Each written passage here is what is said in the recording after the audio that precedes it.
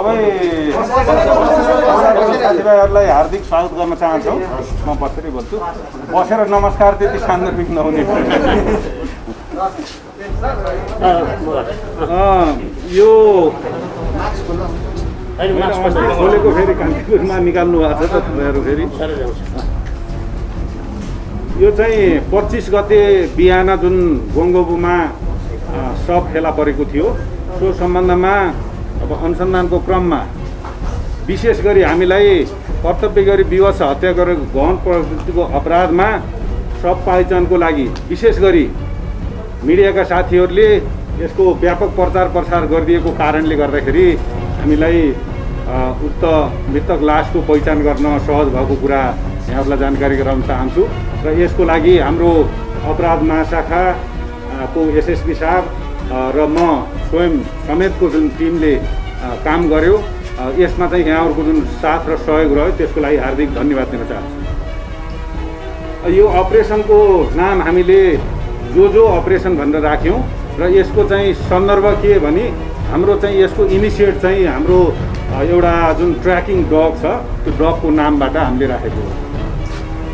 घटना विवरण धेरैलाई त जानकारी भइ पनि सकेको छ र पनि जुन 25 गते बिहान गोङ्गोबुमा हामीलाई जानकारी आएको अन्दाज 7 बजेको जुन समय थियो, त्यो टोखा नगरपालिका वार्ड नम्बर 10 नवज्योति मार्गमा एउटा सुटकेसमा लास फेला पर्यो र सोको साथसाथै त्यसको केही पर चाहिँ करिब 300 मिटर होला एक्ज्याक्ट त्यो ठाउँमा चाहिँ पुनः उक्त लासको टाउको र खुट्टा समेत फेला परेको अवस्था थियो। अब यो चाहिँ उक्त वारदातमा संलग्नमा कल्पना मुडभरी पौडेल एकजना महिलाको संलग्नता देखिएको छ र त्यसको साथसाथै निजको छोरीले त्यो घटना क्राइममा भन्दा पनि सब व्यवस्थापनमा उसलाई सपोर्ट गरेको अवस्था मात्रै देखिन्छ। अब यो अभियुक्त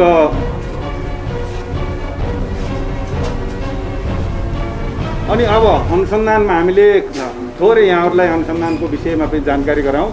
हामीले जो अपरेसन भनेर राख्यो, इन्सिडेन्ट जुन रुमको कुराहरू गरियो, एरिया सिल र सर्च गर्ने काम चाहिँ सुरुमा हामीले गऱ्यौँ। अनि चाहिँ तालिम प्राप्त कुकुरको परिचालन गरियो, फरेन्सिक चिकित्सक समेतलाई उक्त घटनास्थलमा ल्याएर सब अवलोकन गराउनेदेखि लिएर घटनास्थलको प्रकृति जानकारी गराउने गरियो, किनभने विभत्स प्रकृतिको जुन हत्या थियो त्यो निकै गम्भीर प्रकृतिको थियो। र त्यस पश्चात हामीले यो अपराध महाशाखा र परिसरको टिमको चाहिँ हामी दुवैजना एसएसपी र एसपी साहबहरू डिएस साहबहरू समेतको हामीले एउटा मेजर इन्सिडेन्ट इन्भेस्टिगेसन रुमको स्थापना गरेर त्यहाँबाट हामी सँगै परिचालित भएर हामी अगाडि काम गऱ्यौँ। र यसमा यो कार्यक्रमको जुन अनुसन्धानको सिलसिलामा हामीले ह्युमनको साथै टेक्निकल इन्टेलिजेन्सलाई पनि हामीले प्रयोग गऱ्यौँ। अब यसमा 25 गते अनुसन्धानबाट खुलेको जुन कुराहरू छ, एउटा लास भेटिएको कुरा भइहाल्यो, अनि तालिम प्राप्त कुकुरको प्रयोग गरियौँ र त्यो डगले स्निफ गराइसके पछाडि चाहिँ अर्को घटनास्थल पनि डगले चाहिँ पत्ता लगाउन सपोर्ट गर्यो। र चाहिँ अर्को कुरा मृतकको जुन चाहिँ त्यो काटिएको टाउको मात्रैको फोटो थियो त्यसलाई चाहिँ एडिट गरेर सामाजिक सञ्जाल र यहाँहरूको मिडिया मार्फत हामीले प्रचार प्रसार गरियो शनाख्तको लागि। र त्यस पछाडि अब यो लास शनाख्तमा ठाउँबाट र्युमरहरू आए र आइसकेको अवस्थामा उसको मामा पर्ने एकजना व्यक्तिले मैले यो व्यक्तिलाई चिन्छु भन्ने खालको कुराहरू गरेको हुनाले निजलाई देखाउने चाहिँ काम गरियो। यहाँभन्दा फर्दर हाम्रो एसएसपी दीपक थापाजीले तपाईँहरूलाई जानकारी गराउनु।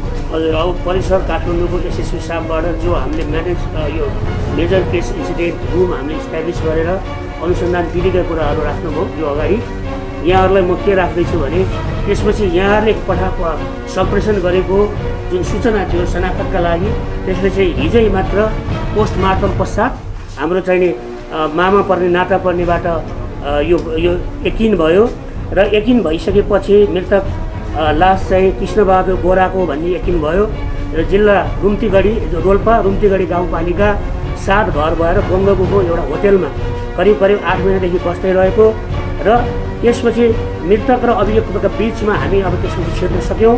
त्यसपछि 3-4 वर्षदेखि फेसबुक मार्फत चाहिँ चिनजान भई सम्पर्कमा रहेको पाइयो, जो अघि हामीले पक्राउ गरेको कुरा सरले राखिसक्नुभयो।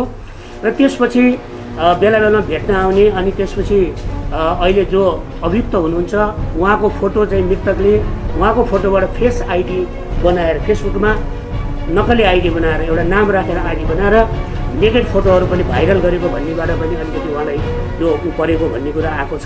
त्यसपछि मृतक जुन त्यो होटेलबाट जुन ठाउँमा आइपुगेको छ त्यहाँ आउनलाई चाहिँ नि एउटा 56-44मा दही चिउरा मासु भोड्का खानिदिएको सँगै कोठा त्यो 3 तले घरको माथि बसेको अवस्थामा र त्यसपछि स्लिपिङ ट्याब्लेट्सका चाहिँ नि 10 mg चाहिँ मिसाएर खानिदिएको भन्ने खुलेको छ र त्यो कुरो अहिले हामीले यसको चाहिँ खोल पनि बरामद गरेका छौँ इभिडेन्सहरू।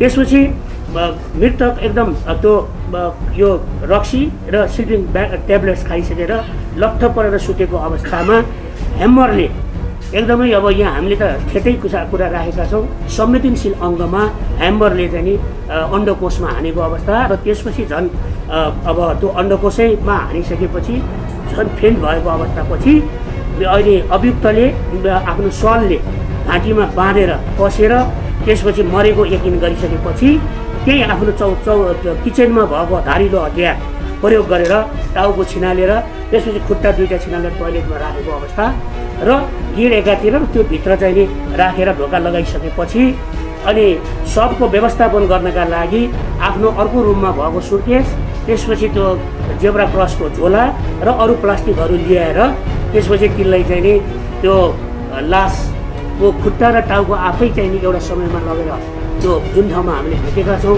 स्वर्गद्वारी मार्ग त्यो घरभन्दा करिब 50 मिटर उत्तरतिर हुन्छ होला, त्यो करिबको कुरा छ। त्यहाँ जुन चाहिँ हाम्रो जो अपरेसन र जो डगले त्यो ठाउँ फेला परेको थियो खुट्टा टाउको र त्यसपछि त्यहाँ पुर्याएर फेरि आएर कोठामा बसेर त्यसपछि त्यो अरू बाँकीलाई सुर्केसमा हालेर नाम्लो डोरी बोरासहितको नाम्लो डोरीले त्यसपछि अर्को त्यो हाम्रो जुन सुर्केस भेटेको ठाउँ छ त्यहाँ चाहिँ नि पुर्याएर राखेर बसेको अवस्था र हामी बिहान 7 बजे हामीलाई खबर प्राप्त भएपछि हाम्रो दुवै एसएसबी सहितको होल टिम काठमाडौँ परिचालन भयो र त्यसपछि तिनी महिला 4 महिना 25 गतेका दिनमा बिरामी आएको ल्याएर चाहिँ काठमाडौँबाट फर्केको चाहिँ एम्बुलेन्समा उहाँ चाहिँ माइत घर जाने भनेर आफ्नो बच्चासहित उनी चाहिँ फर्केर गएको अवस्था रह्यो र उनको नाम चाहिँ अनुसन्धानको क्रममा कल्पना मुडभरी पौडेल भन्ने खुल्न आयो र यिनैले चाहिँ हत्या गरेको स्वीकार पनि गरिसक्नु भएको छ र उहाँकै कोठाबाट हामीले जति पनि सबुत प्रमाणहरू छ त्यो सङ्कलन गरेका छौँ, चेन अफ कस्टडी म्यानेज पनि गरेका छौँ र छोरी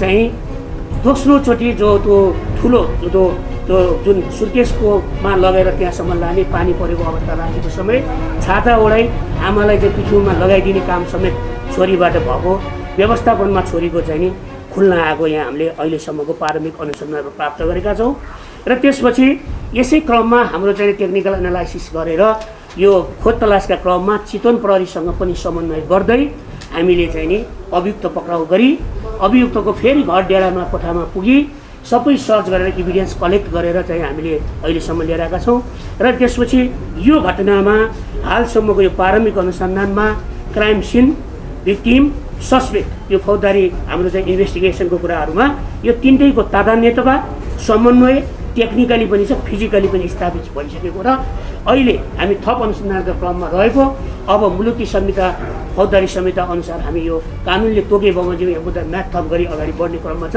यही कुरा यहाँहरूलाई सूचित गरौँ भनेर नै हामीले चाहिँ नि यो यहाँहरूलाई चाहिँ नि अहिले प्रेस मिटको आयोजना गरेका हौँ भने घटनास्थलमा बरामद भएको दसी अघि पनि सरले राखिसक्नु भएको छ।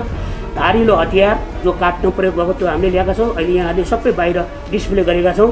हिर्काउन प्रयोग भएको ह्यामर जो संवेदनशील अङ्गमा, त्यसपछि रगत लतपतिको पन्जा, म्याट्रेसको टुक्रा रगतसहितको घाँटी कस्न अभियुक्तले घाँटी कस्नका लागि प्रयोग भएको निजकै कालो सल, सुटकेसको ह्यान्डल र नाम्लोमा प्रयोग भएको डोरीको टुक्रा पनि कोठामा बरामद भएको छ।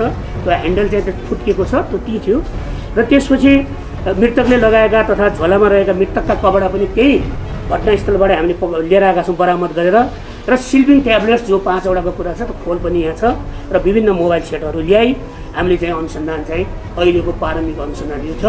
यति राख्दै यहाँहरूलाई कुनै त्यस्तो जिज्ञासा छ भने कृपया राखिदिनु हुन अनुरोध गर्दछु। धन्यवाद।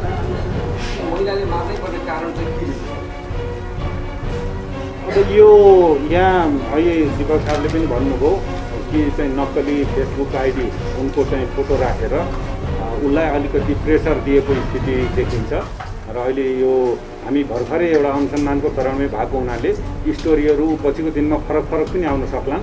त्यस कारणले अहिले चाहिँ हामीलाई धेरै विषयवस्तुहरू यस सन्दर्भमा अझै अनुसन्धान गर्नु बाँकी छ। त्यो विषयहरू हामीले अनुमान गर्ने मात्रै विषय हुन्। त्यो विषयहरू अहिले प्रारम्भिक अनुसन्धानको चरणमा स्थापित भएको अवस्था छैन।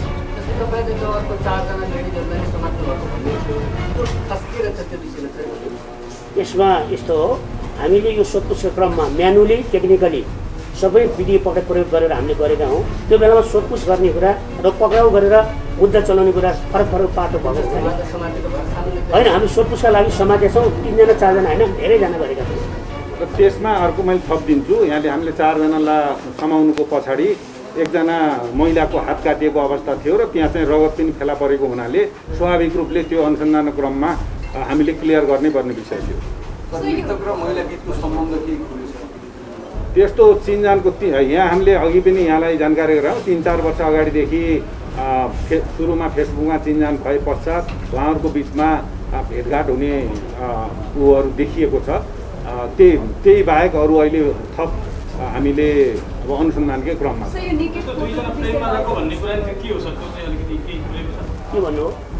के भन्नु अरे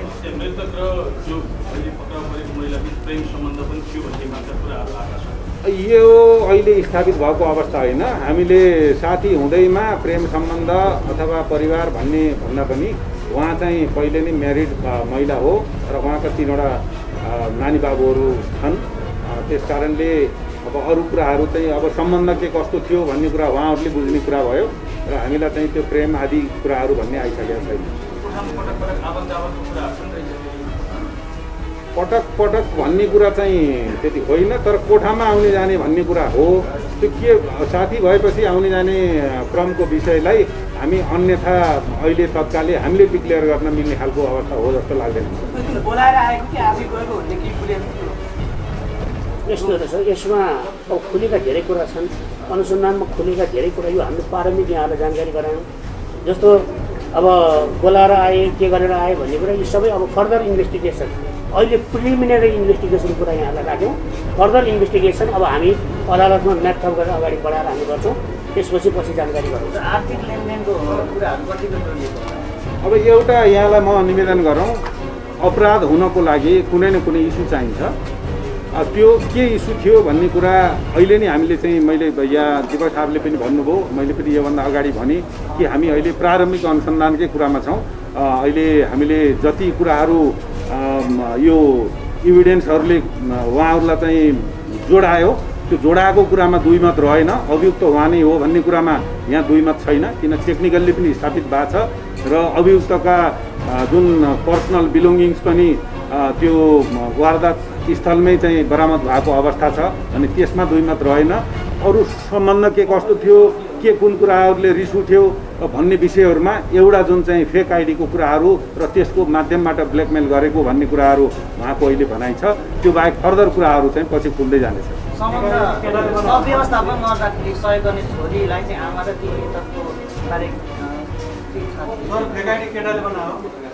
केटाले केटीको नाममा फेक आइडी बनाएर केटीको नाम र उसको फोटो राखेर गराएको अवस्था हामीले अनुसन्धानमा पनि खुलेको छ। अब यस्तो छ, छोरीको 15 वर्ष प्लस। सर एकपल्ट अभियुक्तको तस्बिर फेरि देखाइदिनु पर्यो। अभियुक्तको सार्वजनिक पक्की गर्नुहुन्न? होइन, गर्छौँ बाहिर गर्छौँ। एकजना गर्छौँ, अन्डर एजको छोरीलाई हामी गर्दैनौँ, नाबालिगलाई हामी गर्दैनौँ। अन्डर एजको गर्दैनौँ। हामी सब व्यवस्थापनमा जो छोरी हुनुहुन्थ्यो उहाँको हामी तस्बिर सार्वजनिक गर्दैनौँ। अर्को चाहिँ त्यो नेकेड फोटोको बारेमा, जस्तो त्यो नेकेड फोटो चाहिँ केटाले खिचेको के हो? केटाले बनाएर उहाँको नाममा बनाएर खिचेको भन्ने होइन। उहाँको राखेर फेक आइडी बनाइ त्यो भित्र चाहिने तपाईँको चाहिने त्यो पठायो कि अहिले हाम्रो अन्डरमा हाम्रो अहिले एरेस्टमा एकजना मुख्य उहाँ नै हो, उहाँ हामीले लिएका छौँ। त्यसपछि सब व्यवस्थामा सहयोग गर्ने निजको छोरी ल्याएको छौँ। हस्, धन्यवाद यहाँहरू सबैलाई।